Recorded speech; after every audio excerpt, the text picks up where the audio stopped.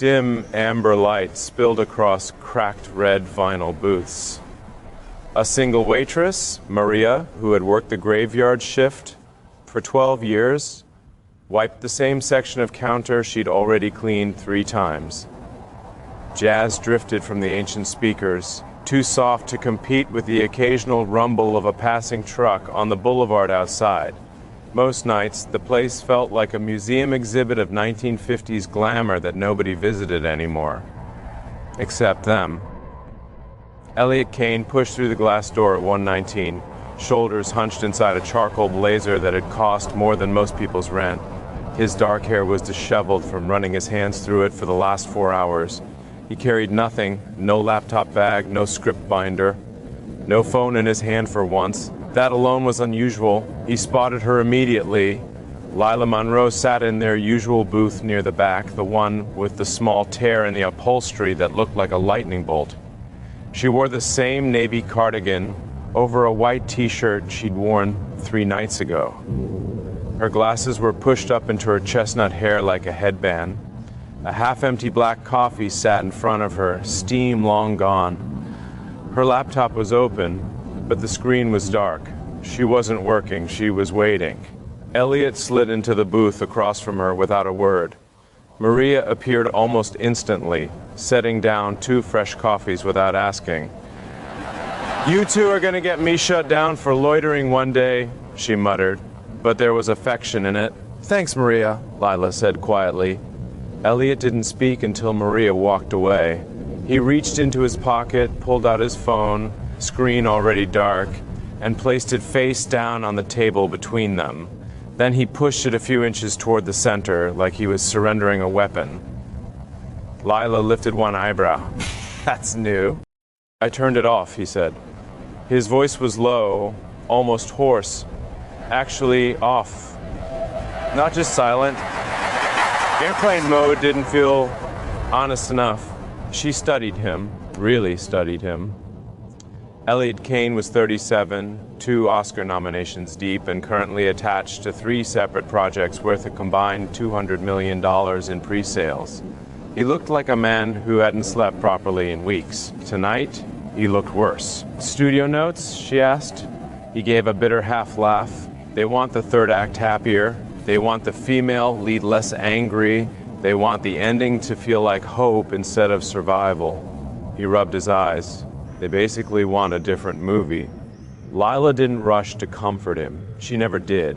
That was one of the reasons he kept coming back here. Instead, she asked, "And what do you want?" He looked at her, really looked, for the first time since he sat down. "I want to stop pretending I know how to do this alone." The words landed heavier than either of them expected. Lila's fingers tightened around her coffee mug. She didn't drink. She just held it like an anchor. Elliot exhaled slowly, like he was letting air out of a tire. "I've been thinking about this for months," he said. "Every time we sit here, every time you mark up my pages in that red pen of yours and hand them back like you're handing me a mirror, every time you laugh, quiet, under your breath, at something I wrote that I thought was clever but you knew was bullshit." He paused. The jazz track changed, a slow, melancholy saxophone. "I've been sabotaging every relationship I've ever had," he continued. "Not on purpose, not because I'm cruel, because I'm terrified. The second someone gets close, I start waiting for them to leave. Not because they're unhappy, because they realize the glamour fades, the red carpets end, the after parties empty out, and what's left is just me. Sitting in a dark room trying to make imaginary people say things that feel true." Lila stayed very still. He leaned forward slightly, elbows on the table. "I don't know how to let someone in without waiting for them to walk out when the shine wears off. So I keep everyone at arm's length, including you." Her breath caught, just barely. "But you're already inside," he said. "You have been for years. You didn't force your way in. You didn't demand anything. You just stayed. You read every terrible draft. You called me out when I was hiding behind clever dialogue. You laughed at my jokes when they were actually funny and stayed silent when they weren't. You made this He gestured vaguely at the booth, the coffee, the late hour. Feel like home. And I've spent 3 years pretending that doesn't mean anything. Lila's eyes were shining now, but she didn't blink. She wouldn't let the tears fall yet. I'm terrified, he admitted, voice cracking for the first time. I'm terrified that if I say this out loud, I'll ruin the one real thing I have left. Our working relationship, our friendship, the only place I feel safe. But keeping it inside is ruining me anyway. He swallowed hard. So here it is, no subtext, no clever framing, just the truth. He looked straight into her eyes. I'm in love with you, Lila. I have been for a long time, and I don't know how to do this, any of this, without sounding dramatic or selfish or insane. But I can't keep pretending you're just my script consultant. You're the only person I want to talk to at the end of every brutal day. You're the only person whose opinion matters more than the studio's. You're the only person who makes me feel like maybe I'm not completely broken. Silence stretched between them. Not uncomfortable, just full. Lila looked down at her hands, then back up at him. She took a slow, deliberate breath. I've been holding my breath for 3 years, she said quietly. Elliot froze. She gave a small, shaky smile. Every time you walked in here, every time you sat across from me and started talking about structure or character arcs or tone, I would remind myself, he's your client. He's your friend. He's not yours. He'll never be yours. Because his world is huge and bright and full of people who look like models and producers and movie stars. And I'm just me. A freelance editor who lives in a one-bedroom apartment in Atwater Village with too many books and not enough closet space. I don't go to premieres, I don't walk red carpets, I don't belong in that world. She laughed softly, sad, self-aware. I told myself I was being realistic, smart, safe. I told myself it was better to have you like this. Close enough to matter, far enough that I couldn't get hurt. But it still hurt. Every time you talked about some new date, some new party, some new person you were seeing casually, it hurt every time you disappeared for weeks on set and came back a little thinner, a little quieter. It hurt knowing I was in love with you and I would never say it. Elliot looked like someone had punched the air out of him. Lila reached across the table, slowly, and turned his phone right side up. You turn this off, she said. That's the first time I've ever seen you do that. I didn't want any interruptions, he said. Not tonight, she nodded. Then she did something he wasn't expecting. She closed her laptop completely. No half measure. Oh, just let me save this first. She shut the lid, pushed it aside, and folded her hands on the table. I'm scared too, she said. I'm scared that if we try this, your world will swallow me. I'm scared I'll spend every day wondering when you'll realize I'm not exciting enough, not connected enough, not glamorous enough. I'm scared I'll lose the version of us that works so well on paper, literally on paper, and I'll end up with nothing. She took a breath, but I'm more scared of spending the next 3 years sitting across from you, pretending I don't feel what I feel, pretending I don't notice the way you look at me when you think I'm not paying attention, pretending I don't replay every late night conversation in my head when I can't sleep. She met his eyes, open, unguarded, terrified, brave.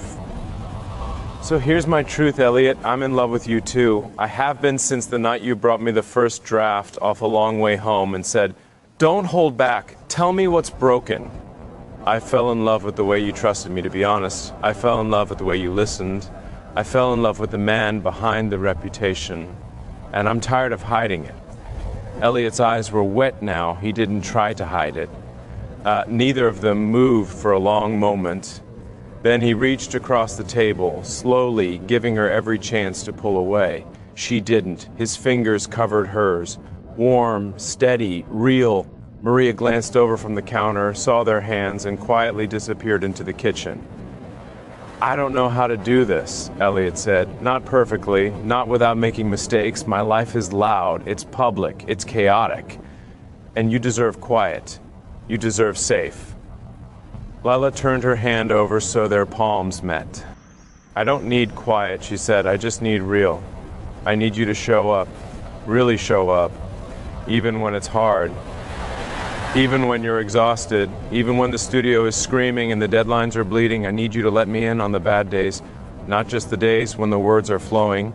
He nodded slowly. "And I need you to let me be ordinary," she continued. "I'm not going to become someone else to fit your world. I'm going to stay me, cardigans, red pens, too many opinions. If that's not enough, tell me now." "It's more than enough," he said, voice rough. "It's everything." They sat like that for a long time, hands locked, coffees forgotten, the jazz looping softly in the background. Eventually, Lila smiled, small, real, a little mischievous. "So," she said, "we just rewrote the ending of our own story in a booth at the Frolic Room at 2 in the morning." Elliot laughed, quiet, relieved, almost disbelieving. "Best rewrite we've ever done," he said. She tilted her head. "You think we can make it work?" "I think we already started." He lifted their joined hands and pressed a kiss to her knuckles, slow, deliberate, reverent. Lila felt something inside her chest loosen for the first time in years. Outside, Hollywood Boulevard kept moving. Neon signs flickering, cars gliding past, the city never quite sleeping. But inside the Frolic Room, time had stopped, just for them. Maria came back eventually, carrying 2 slices of cherry pie she hadn't been asked for. "On the house," she said, setting them down. "You two look like you're celebrating something." Lila glanced at Elliot. He smiled. The real one, the rare one that reached his eyes. "Yeah," he said, "we are." Maria walked away smiling to herself. Elliot picked up a fork, cut a small piece of pie, and held it out to Lila. She took it, and just like that, the next chapter began, not with fireworks or dramatic music swells, but with quiet forks clinking against plates, shared glances, and the kind of hope that only comes when 2 people finally stop pretending. They stayed until the sky outside turned the soft gray of pre-dawn. When they finally stood to leave, Elliot reached for his phone, then stopped. He looked at Lila. "Leave it off?" he asked. She smiled. "Leave it off." He slipped it back into his pocket. They walked out together into the cool Los Angeles morning. 2 writers who had finally found the courage to let the real story begin. No notes, no revisions, just the truth.